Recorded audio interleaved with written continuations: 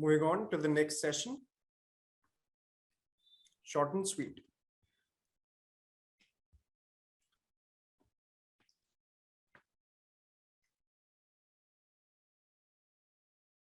Hello, everyone. TikTok amassed more than 200 million users in India by mid-2020 before it was banned. A number of short video apps rushed in to fill the vacuum. In the due course of doing that, they were redefining the short video space. What are the big trends here?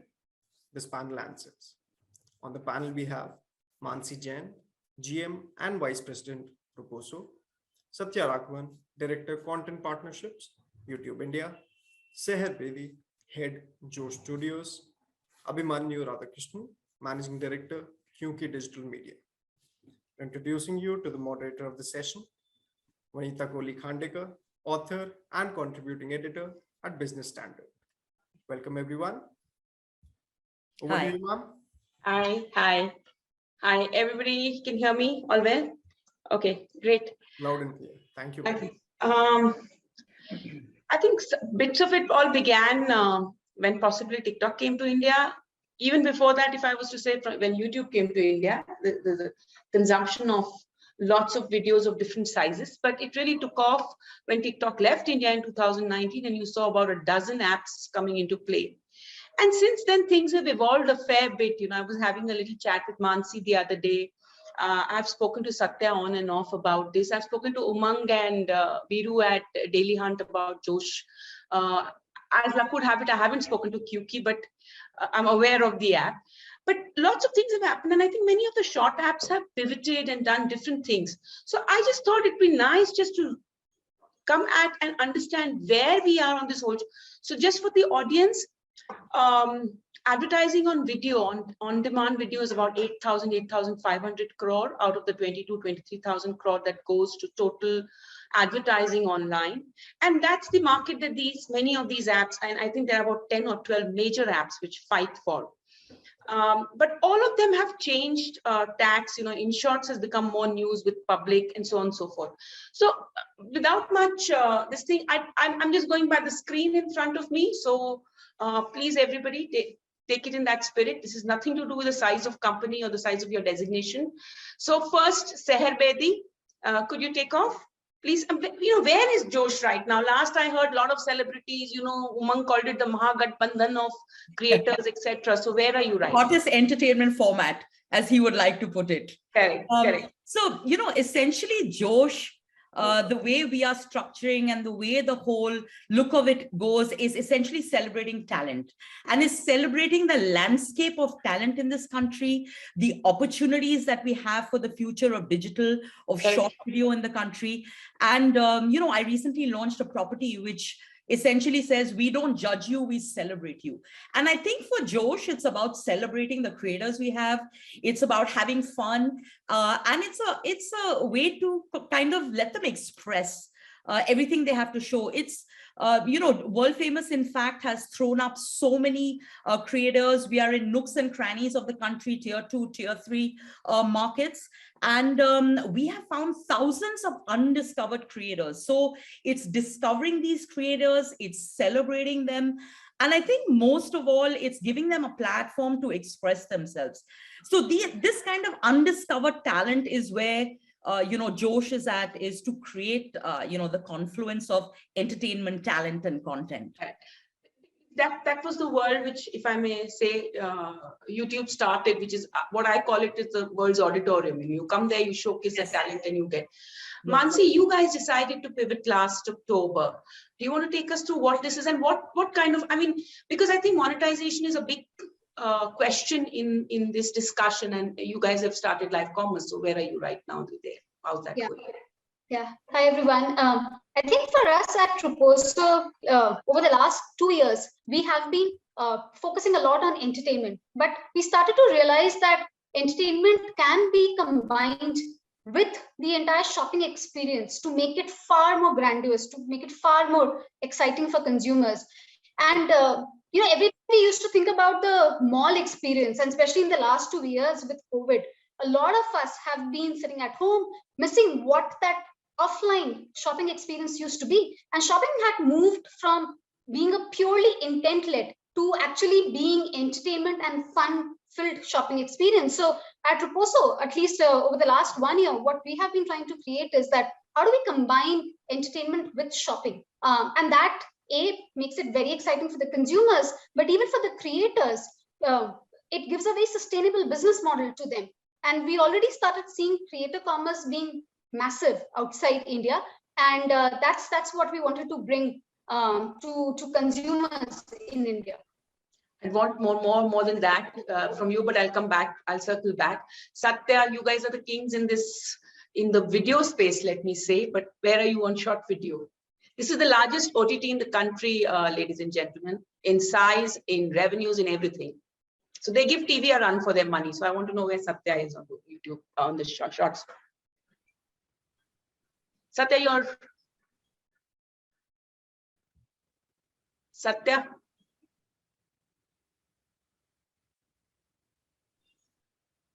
Okay, should I step in, Satya, or you need 10 seconds? Vanita, I think he just needs to come in maybe next. Okay, why don't you just start with Kyuki then? Let's hear where you guys are, because I know Shekhar and Rahman and everybody is backing you, but where does that bring you? Where does that bring Kyuki? Yeah, I mean, I don't think we can presume to answer on behalf of Satya, but as a partner who works very closely with the YouTube enterprise partner, we've seen a bunch of our creators do that journey where, of course, YouTube was among the earliest guys, or probably the earliest person to sort of kick off this whole creator economy. Yeah, even that word was used by YouTube, I think, formally first. And over the years, even though most of the network of creators that we had was largely growing on YouTube, we started seeing this trend sort of shift, maybe 2016 or 17. Suddenly, a lot of trending and viral videos on YouTube, and we were seeing the sources of data that, where's the initial surge of traffic coming from? And we saw that app called Musical.ly that seems to be sending a lot of traffic the way of YouTube Music. And we said, okay, this is interesting. Let's go and check out this app. And we saw lots of really good creators over there making interesting content. And we said, okay, let's onboard some of these guys, even though that may not yet be really popular in India. And boom, before you knew it, ByteDance had bought them and they turned into this global giant called TikTok. And by 2018, 19, I think everybody in India had heard of TikTok. So the transition was very interesting. I think it also is a function of the kind of devices that we use to access the internet moving over the last decade, from screens like laptops and desktops, you increasingly moved to smartphones. So vertical suddenly became big. And today you have everybody from, Josh to even in YouTube's case, YouTube Shorts, and of course, also a great time to be a creator, which is good for us because, as you know, our app is for creators to step in and figure out all sorts of ways, not just to create content across these platforms, but also to monetize them. Okay. Satya, you want to come back in? Yeah, I hope I'm audible now. Yeah, you are. Sorry. I'm so sorry. No worries. I'm so sorry. I think I moved between platforms, so have to adjust the audio every time I do that. So actually, Shorts, YouTube Shorts is at a very good place at this point of time. We actually love this space that has been created because it's also, teaching us, it's also giving us some amazing insights about our consumers, which we, just didn't know about a couple of years ago in that sense, right? Even though it's really large and all of that, right? One of the things that we observed very, very quickly as soon as we embarked on this Shorts journey, and it's now literally a year and a couple of months since we have been working on Shorts. It's still in beta, so literally every day more things get added. But one of the things we quickly realized is it's much more than entertainment. It is actually a lot like what Seher mentioned, which is a whole new type of creator for sure, but it's actually so much more than just entertainment, which is exactly what happened to YouTube about 4 or 5 years ago, right? It was like mainly entertainment, then information, then learning and all of that, right? So at this point of time, we're just amazed to see the kind of content creators who are coming on to Shorts. A lot of them are also on some of the other platforms, but for use cases beyond entertainment, we are seeing a whole new type of creator, right? So even beyond the new type of creator that Seher talked about, we're actually seeing new types of creators in different verticals, right? I mean, one of my favorite channels, shorts channels at this point of time, is actually a Tamil channel called Makkal Junction, which is about a Tamil farmers market, where this creator goes and interviews various farmers who are presenting their livestock, right? And he talks about their specialities and price, right? He also does it in horse markets and goat markets and donkey markets. Now, there is an audience for all of these, right? Which is really interesting and amazing. And today, we are well beyond the 600, 700 million mark from an internet point of view. So we are looking at places that we have never gone before, but we can through things like Shorts and Josh and Roposo and Kyunki, right, at this point of time. So I think that is what is really exciting, which is how can a whole new type of creator, not just in entertainment, not just in the song and dance space, but also in learning or in information from different parts of the country. I think that those worlds that are colliding out there just make it amazing for all of us. Okay, it's interesting because I was about to say, are there indicators coming from YouTube on where this could be headed if the trajectory is the same, or does it have a completely different trajectory? Very different trajectory, and we saw it very early. I think I have grudging admiration for TikTok and what they were able to do in a very short while in our country, and they continue to do it in the rest of the world.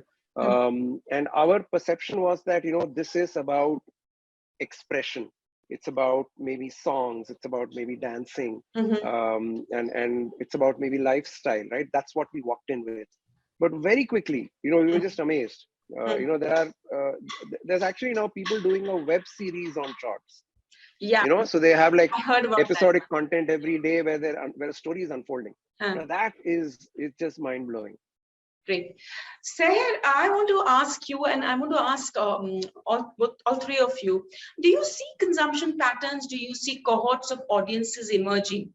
And Mansi, in addition to that, I want you to give us an example, like I mentioned, of what live commerce. But first, Seher, do you see consumption patterns or cohorts of audiences? And, does it follow from the kind of creators coming on board? What do you see on the creation and consumption sort of picture, if I was to ask you? So, very interestingly, we launched JFlix Film Festival, that format, which actually introduced narrative content into short video, which actually has a very low entry barrier of saying, if you can lip sync, if you can dance, technically, you're a fabulous creator, which you are. You're expressing yourself, you're doing all that. When we introduced JFlix, there was a worry that now we are telling people to make 1-minute movies, and we're not really sure whether it can happen. So, we were taking a chance on that, and we launched it in a very big way, saying we're having this film festival, winner goes to the Oscars, all of that. Like Safia, you were mentioning, this web series around short video.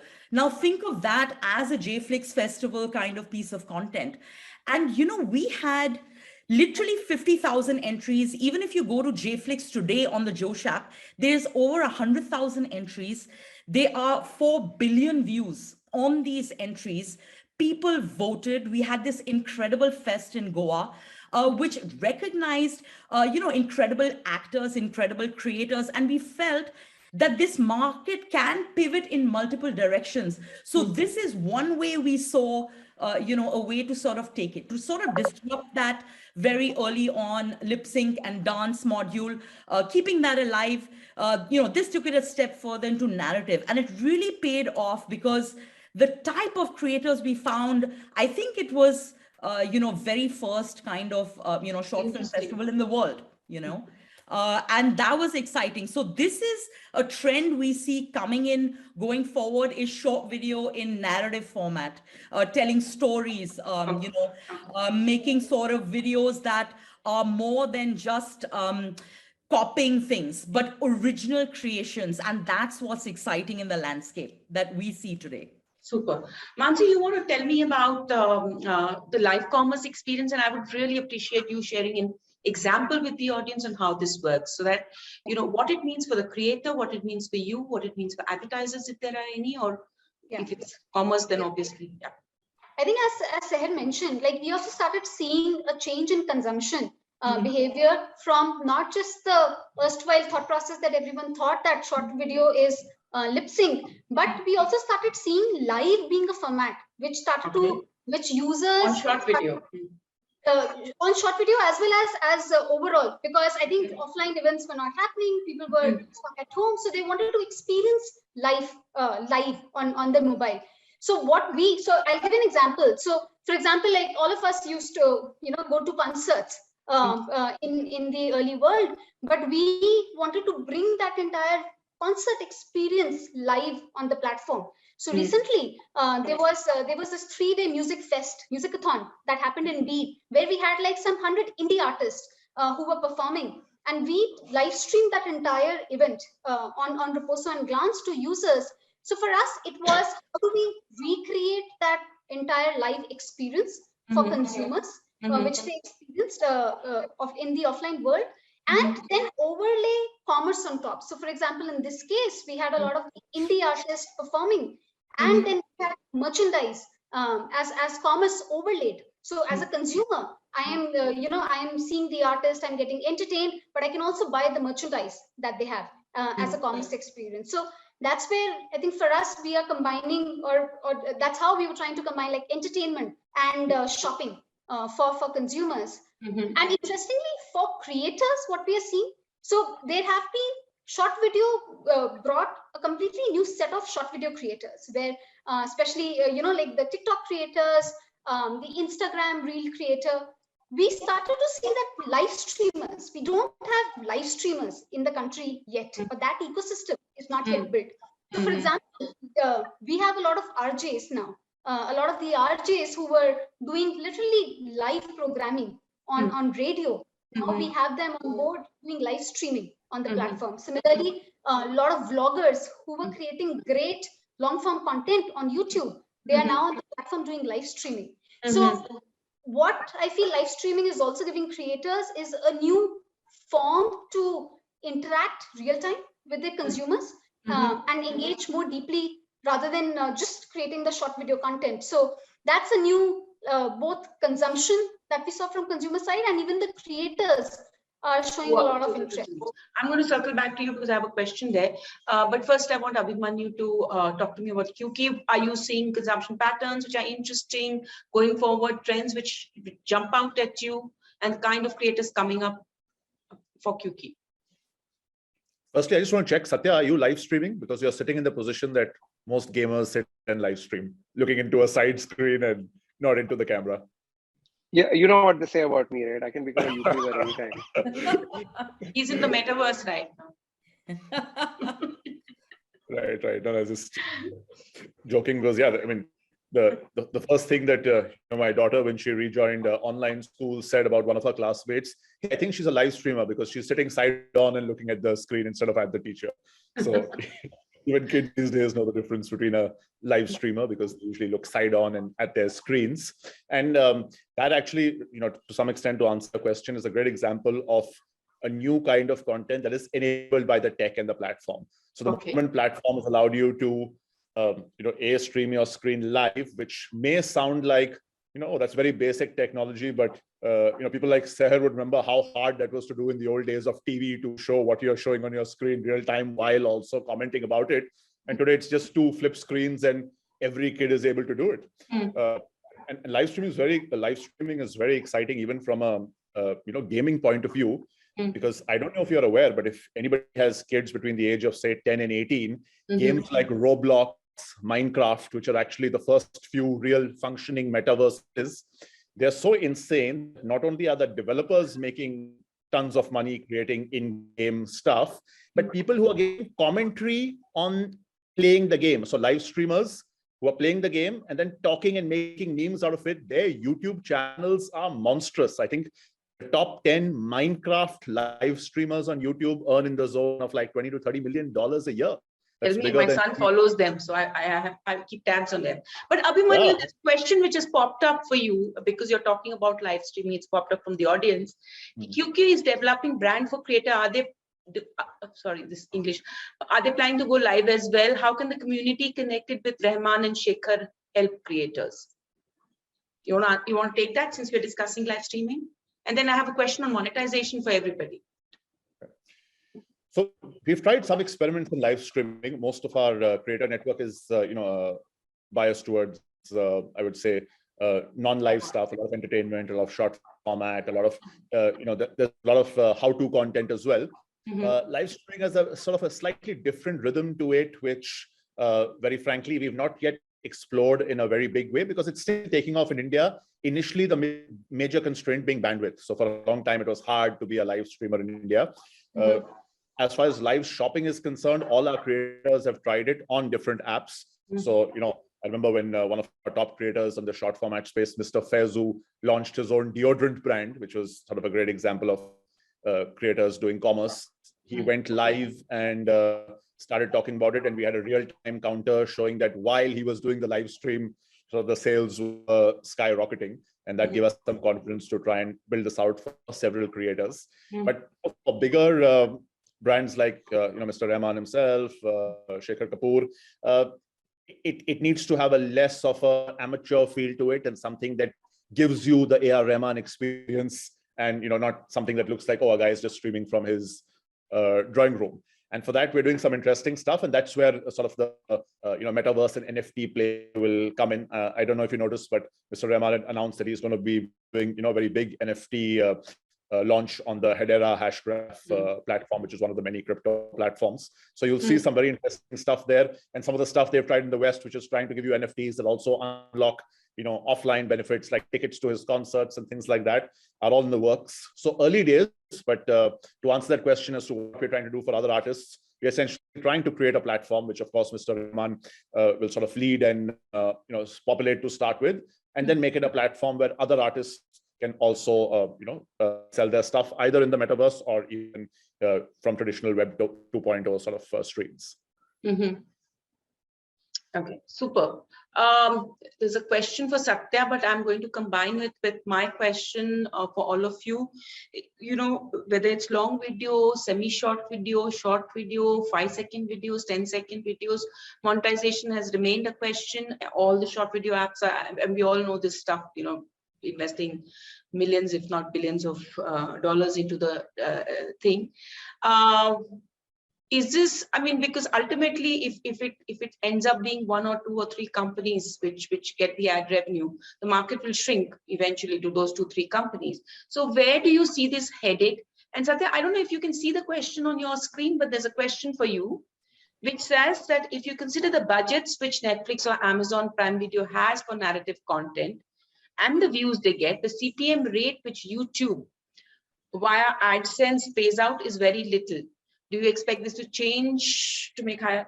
I think they need some clarity on your revenue share payouts, because I think that will. So you want to take the monetization question first, and then I'll have Seher, Mansi, and Abhimanyu join in. Sure, I can jump in, right? And what we're also discovering with short form video is that it's actually not skin deep, right? So most of us till now have actually talked about discovery. We are seeing farmers in South India, and we are seeing short filmmakers and all of that, right? But actually what is happening with short form video is how it's operating at a few levels deeper. So after discovery is what I call appreciation. A whole lot of people, actually nobody, and we all know the kind of busy lives we lead, and we all know the difference it makes when someone smiles at you when you're walking into the elevator in your building, right? Nobody at this point of time has enough time to appreciate all the things going on in the world. But I've seen with short form video, a whole lot of creators actually getting appreciated and it having a quantum shift impact on their lives, right? So that's the second level at which it is operating. Third level at which it is operating is, okay, can I build something sustainable out of it? Can I earn some monies out of it? Can I become more famous out of it? And can I even build a business out of it, as a lot of creators on YouTube and other platforms have already done? And even that has started to happen considerably at this point of time, right? And using that as a framework, I actually want to segue into the question that was asked out there. I obviously, it's the real world that we're talking about. There are platforms where, thousands of people will pitch an idea, and one of those ideas will then get selected. And then, there is all that investment behind it, and that makes that product big and those people perhaps wealthier, right? there are platforms where millions of people can come in, and millions of people can then figure out where they are on that emotional laddering that I just talked about. Some of them will get discovered, some of them will get appreciated, and some of them will become sustainable, right? At the end of the day, that's real life, right? That's how it plays out in that sense. So I feel there's a place for all kinds of platforms in this ecosystem. I love the fact that Raposo has gone into live and commerce, right? Because that's yet another join the dots that they have done for the creator, where they're able to tell the creator that, okay, it's not just advertising CPMs, but you can also, build and sell or, earn something in a very different manner. On YouTube as well, right? I mean, now there are 8 or 9 revenue models that a creator can tap into, everything from subscription. Sorry, I have a puppy in the background, apologies. Everything from subscription to ad revenues to live gifting or live appreciation. So I feel there's space for all of these models at this point of time, and every model does what it does best. YouTube works the best when it comes to discovery, appreciation, and sustainability for a whole lot of people. So I think that's where we are at, and we are enjoying that pole position. Okay. I wanted to come to revenue share, but we'll come back later to that. Seher, you want to tackle the monetizer, because it's all very nice to say that we've got X million MAUs and Y million DAUs, but what does it finally amount to on the top line and the bottom line? And I understand this is the land grab phase, but where do you see sort of Black coming back onto balance sheets and P&Ls here on this one? So, we are already starting to monetize our IPs. So IPs that we created, like world famous, like Josh Create-a-thon, and upcoming IPs, we already have sponsors on them. We're already starting to monetize them. For the creators themselves, I come back to what Satya is saying. It's the visibility of the creator, right? How much they are appreciated. And they themselves, by virtue of having experiences on these IPs, are kind of being picked up by music labels. They're being picked up by OTTs, to be actors and so forth. So directly, related to that, the networks we've sort of created with these IPs have given incredible employment opportunities, to our creators. And for us, we are looking at sort of monetizing through, of course, shoppables, as well as, looking at the whole IP space, creating series, moving out with our originals in a very big way. And we feel this is what's going to really have that impact, because, Josh really knows how to create formats, IPs, and move in that content zone that we know will monetize at some point. So we're on the road, we're on the way there. And with the sponsors we already have, we're kind of excited to see the potential of the future. Okay, Mansi, is the commerce thing also a bit to do a better job, therefore, of making money from this thing? And do you think that will become your mainstay, or will it still remain advertising? No, I think so. As Satya was mentioning, Vanita, for us, advertising was where we started from a monetization standpoint. But we started to realize that there might be other avenues for the creators to also build sustainable business models. So from a commerce standpoint, a creator going live and selling a third-party brand. So if there's a creator going live and launching Mamaearth's product live on the platform, so whatever transactions happen in that live session, the creator actually makes a rev share of that. So it's a win-win both for the brand as well as the creator, because they are very directly their monetization is very directly linked to the engagement that they are getting. Similarly, digital assets, for example, a creator performing live or in a music concert, we have seen consumers gift diamonds and hearts and loving these stickers, etc., and doing these microtransactions for these type of gifts. Again, most of that is also going back to the creator. So we are seeing a lot of these new avenues which are opening up for creators to monetize, so that they create better content, and the platform also builds monetization. And I think the last one, which I think we recently launched, was for our top creators. How do we also create their own brands? So as Abhimanyu mentioned, for Faizu, as he launched the brand, for our top live streamers, we're also right now launching their brands. So we recently, one of the top YouTubers, Nikunj, we launched a brand Kra for him. So it's basically not just like third-party brands, but it's like their own brands that they start to now bring into picture. I find it amazing that these people can have their own brands. I think it's phenomenal. But I wonder what traction they will have, because some of the largest media companies can't deal with consumer product licensing. So, here you're talking about individuals. So I find that amazing. Abhimanyu, you want to tackle the monetization? Hello, Vanita, you are a brand. Vanita, don't forget, you are a brand. Nobody's going to buy the cakes I bake or the pies I bake. I love cooking. So that's You'll be surprised. You'll be surprised. Okay, Abhimanyu, you want to tackle that? The monetization question, and not cakes and pies. No, I would imagine that that's a category that's actually very easily sellable online. But yeah, I mean, it's been a very interesting journey. A lot of us saw what happened in China in terms of live streaming and how the entire e-commerce market just got completely taken over by streamers. In fact, if you're surprised that individuals are becoming brands over there, individual backed brands have not just become giant, they've listed and they've gone on markets, and that was a media starved market, and therefore that was a country where probably they didn't even have access to regular, say, tele shopping or home shopping TV channels in the early days. So anything online was a revelation for them, and people really engaged with that content. I think in India we're still searching for that magic formula. Before digital video and even short format video hit us, we were at some level, I wouldn't say saturated, but there was media exposure over here. So just because somebody's going to say, hey, buy this online, conversion or the sale may not be really that direct. We've seen that typically monetization using either products or brands is a little easier in categories where the domain expertise of the creator matters. So just on one side, while you may have an entertainer like Faizu launch, say, a deodorant, you have Madhura's Masala. Madhura's Recipe is the biggest Marathi cooking channel on YouTube. And, she's one of our creators. We helped her launch an entire line of masalas, and they've found their way sort of into offline retail as well. And there it's very clear that, she may not have the audience base, but it's a relevant audience base. Everybody who needs to cook Marathi food or Marathi cuisine is watching it, and they'd want to use, the masala in their cooking because the leakage is very direct, and she's seen as a domain expert as far as cooking food goes. So there's going to be that zone where, the right combination of expertise and relevant audience is going to probably matter more than absolute numbers. And the numbers needn't be very large, right? We've all heard of that 1,000 true fans, thesis, which says that you actually need only maybe 1,000 core people who will buy anything you sell.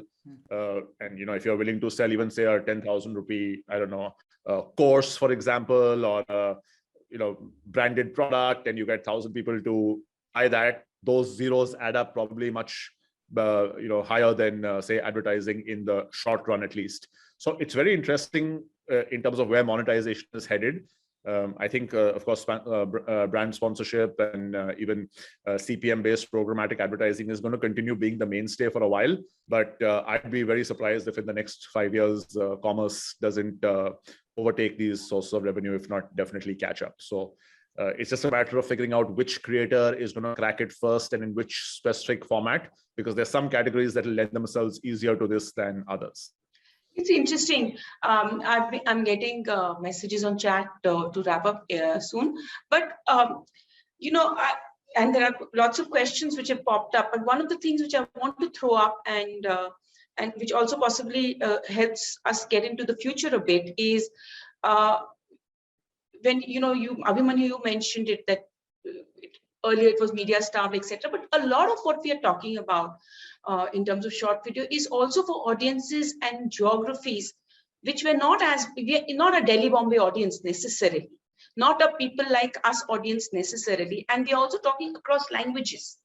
So exactly what, let's say, print or television or OTT is doing in other languages, I'm assuming short video will follow the same trajectory. So going into the future, okay, let's say 2 years from now, where do you see Josh, Seher? So, essentially, we are already in the tier 2, tier 3 markets because we have 12 languages on the app.